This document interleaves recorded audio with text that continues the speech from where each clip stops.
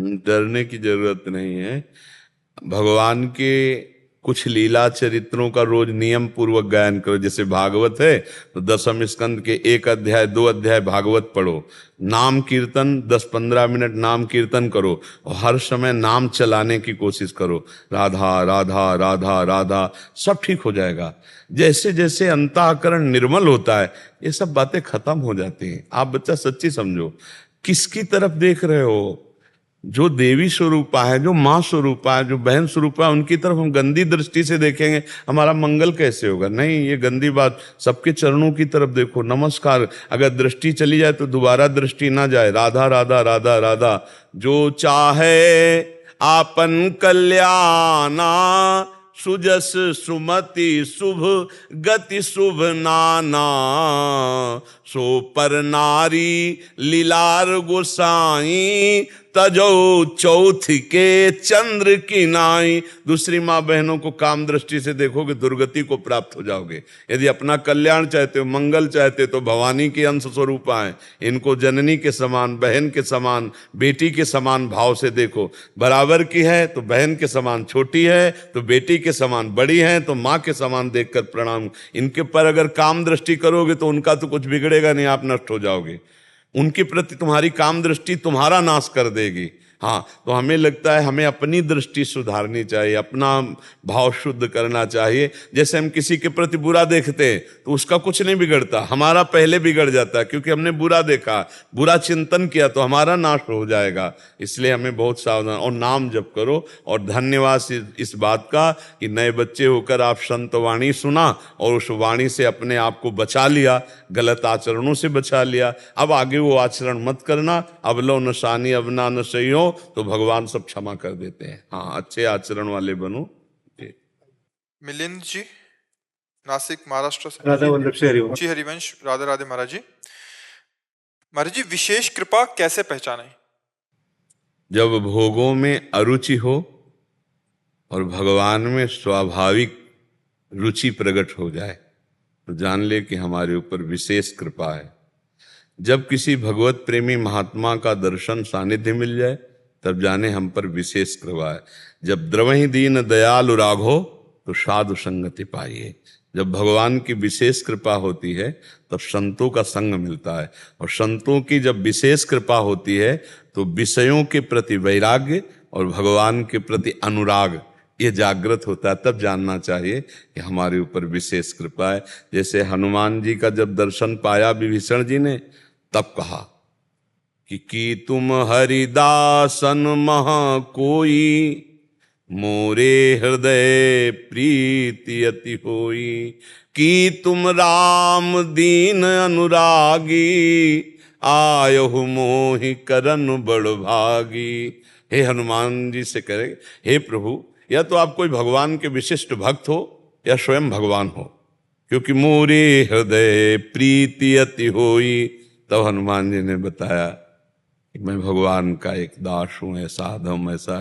तब कहा, अब मुई भा भरोस हनुमंता, बिनु हरि कृपा मिले नहीं संता, जो प्रभु मोहि अनुग्रह कीन्हा, तो तुम आए दरस हठ दीना। प्रभु ने विशेष अनुग्रह कर दी क्योंकि आपका दर्शन हो गया। हे भक्तराज, आपके दर्शन होने से अब मुझे दृढ़ विश्वास हो गया कि मेरे ऊपर भगवान की विशेष कृपा है। अब मैं भाव भरोस हनुमंता, बिनु हरि कृपा मिले नहीं संता। पर संत संग का विशेष फल क्या है? संसार के भोगों का त्याग और भगवान से अनुराग। अगर ये ना हुआ तो फिर संत संग का मतलब क्या रह गया? संत संग अपवर्ग कर और कामी भव कर पंथ। संत संग का फल है कि भगवान में प्रीति हो जाए, मोक्ष मार्ग में प्रीति हो जाए, और कामी पुरुष के संग का फल है संसार में राग करवा देना। तो विशेष कृपा दो में, पहला भगवान के सिवा और कुछ अच्छा ना लगे ऐसा हमें संग मिल जाए, ऐसा हमें भजन मिल जाए, ऐसे भगवत प्रेमी महात्मा के वचन सुनने को मिल जाए जिससे हमारा संसार राग खत्म हो जाए। और दूसरा, हमारे चित्त की सहज अवस्था भगवदाकार हो। जाहि न चाही कबहु कछु, तुम सन सहज स्नेह। ये जो सहज सने चित्त की निरंतर भगवदाकार स्थिति, ये विशेष कृपा है। भगवत प्रेमी महात्माओं का मिल जाना, संसार से राग हट जाना, भगवान की तरफ चित्त, पर चित्त की वृत्ति का निरंतर तैल धारावत भगवान में समर्पित हो जाना, ये सबसे बड़ी कृपा हो गई। अब ये अंत कृपा का है, मतलब अब इसी से महान प्रेम सुख प्राप्त होगा, इससे बढ़कर कोई कृपा नहीं, अखंड स्मृति से बढ़कर कोई कृपा नहीं। जिसको अखंड भगवत स्मृति प्राप्त हो गई, देखो गीता सुनने के बाद अर्जुन जी को क्या मिला? स्मृति। नष्टो मोहा स्मृति लब्धा। स्मृति, भगवत स्मृति जागृत हो जाए, संसार का विस्मरण, भगवान का स्मरण, ये सबसे बड़ी कृपा है। जब भी मेरे मन विचार में थोड़ा परिवर्तन आया, मैं उपहास का कारक बना अपने मित्रों में, अपने परिवारजनों में। मेरे अपने बच्चे भी ये मजाक करने लगे कि कहीं अभी आज का एकांतिक पड़ेगा, पीछे वाले बैच में यही चर्चा हुई जो आप प्रश्न कर रहे हो ना, कि ये भाई इस संसार में यदि तुम भगवत मार्ग में चलना चाहते हो तो तुम्हारी मजाक होगी, तुम्हारा उपहास होगा, तुम्हारी निंदा होगी। जैसे आप अब शुरू किए ना सतमार्ग, तो आपको दिखाई देने लगा कि परिवार के रिश्तेदार, यहां तक कि आपके बेटे भी उपहास कर रहे। अब आपका सोचो कैसा हृदय लगेगा। पर नहीं, आपको समझना मेरी भक्ति रंग ला रही। अगर भक्ति में विरोध शुरू हो जाए तो समझो भक्ति रंग ला रही। तो आपकी भक्ति रंग ला रही, आपको मुस्कुराना है, उदास नहीं होना है।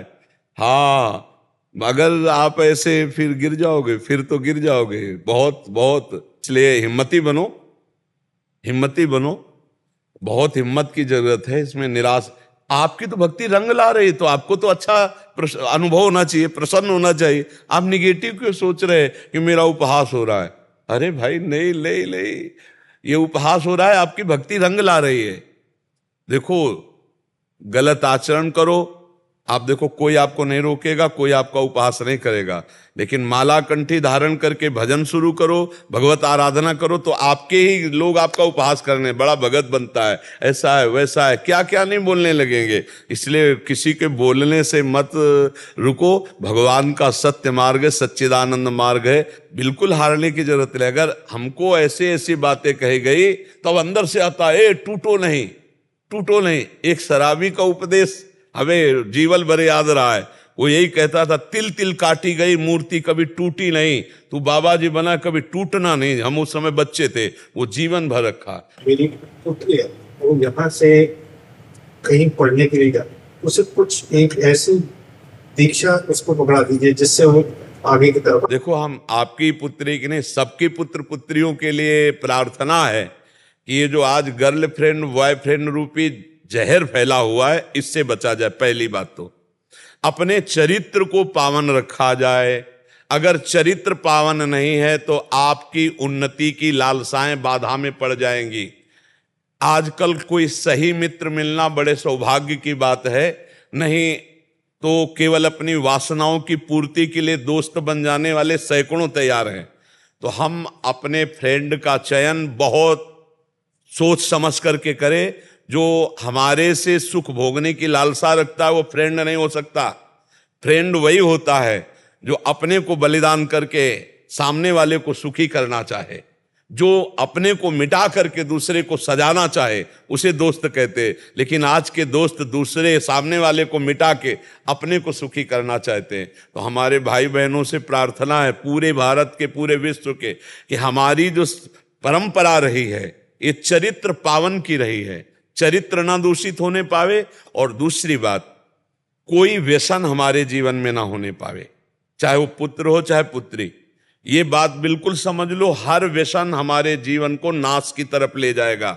जो भी जैसे आजकल स्कूलों में बच्चे ड्रग्स लेने लगे, धुआं फूंकने लगे, बीड़ी सिगरेट ले, कोई व्यसन ना करे, कोई चरित्रहीनता के आचरण न करे और भगवान का नाम स्मरण करता रहे, तो भगवान इस संसार से विजय निश्चित दिला देंगे। और जो हमारी कामनाएं हैं उनकी पूर्ति हो जाएगी। जब हमारी बुद्धि शुद्ध रहेगी तो हमारा स्मरण पवित्र रहेगा। स्मरण पवित्र रहेगा तो जो हम पढ़ेंगे हमें याद हो जाएगा, हम कभी फेल ही नहीं होंगे। जब हमारा चरित्रहीनता होती, नाना प्रकार के विषय घुस जाते हैं, तो हमारी स्मरण शक्ति नष्ट हो जाती है। कामा संजायते क्रोधा, क्रोधा स्मृति विभ्रमा, स्मृति भ्रंशात बुद्धिनाशो, बुद्धिनाशात प्रणश्यति। तो इसलिए जीवन का केवल इतना ही उद्देश्य नहीं कि हम नौकरी पेशा करके रुपया कमाएं, भोग भोगें और मर जाएं। जीवन का उद्देश्य है भगवान की प्राप्ति करना, अध्यात्म पूर्वक जीना। तो इसलिए चरित्र पावन रखे, कोई व्यसन न करे, भगवत नाम की आराधना करे